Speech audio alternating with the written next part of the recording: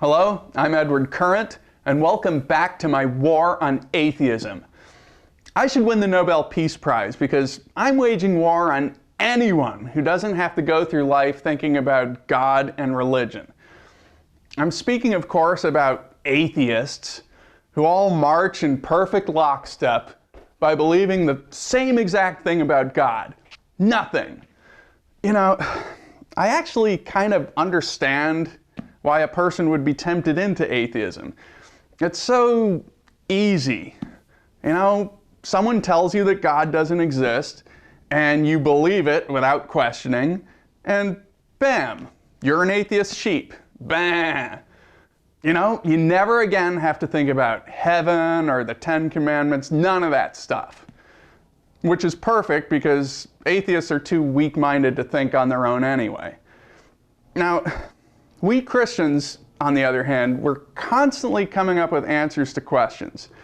We have to justify why bad things happen to good people of all faiths, why miracles and tragedies happen equally to religious people and non-religious people, and of course we have to know why we chose Christianity over all the other religions.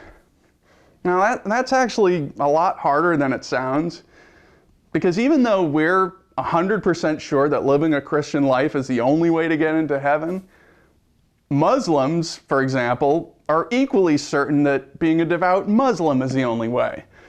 So we have to constantly convince ourselves that we're right and they're wrong, all while knowing that they're doing the same exact thing. Muslims are so deluded. Next, we have to pick what version of the Bible to follow.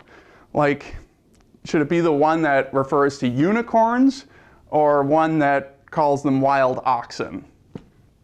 And once we've picked a version, we have to decide what parts of it are real and literal, you know, like the lady being transformed into the pillow of salt, and what parts are merely symbolic, like, well, it's pretty much all literal. Although if you corner me, I reserve the right to declare that any given passage is just symbolic.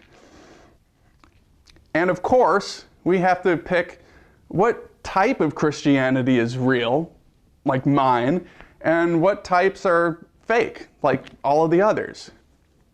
I mean, even in my own church, there are crazy people who think that true Christians cannot survive drinking deadly poison. I mean, it's in the Bible.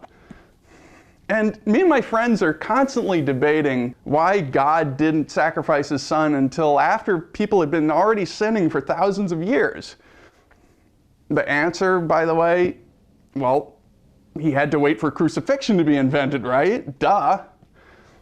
Finally, we Christians even have to dabble in science, like being able to spell the second law of thermodynamics, or understanding why the universe requires a creator, but God doesn't. You know, that the only thing that can exist without being created is a personal deity whose son was a carpenter. We also have to be able to explain why snakes have pelvic bones and humans have tailbones, almost as if they evolved. Yeah, as if science geeks know more about biology than the Bible, you know? Let me ask you something. If the first chapter of this book doesn't document how life got started on Earth, then why do scientists talk about abiogenesis, huh? Checkmate, abio-atheists. You godless nerds, you can't even make up a new word without ripping off the Bible. Admit it. Well, that's all for today. If you have any questions, please write to me. And if I don't answer right away, it's probably because I'm asking my pastor. Thanks for watching. God bless America.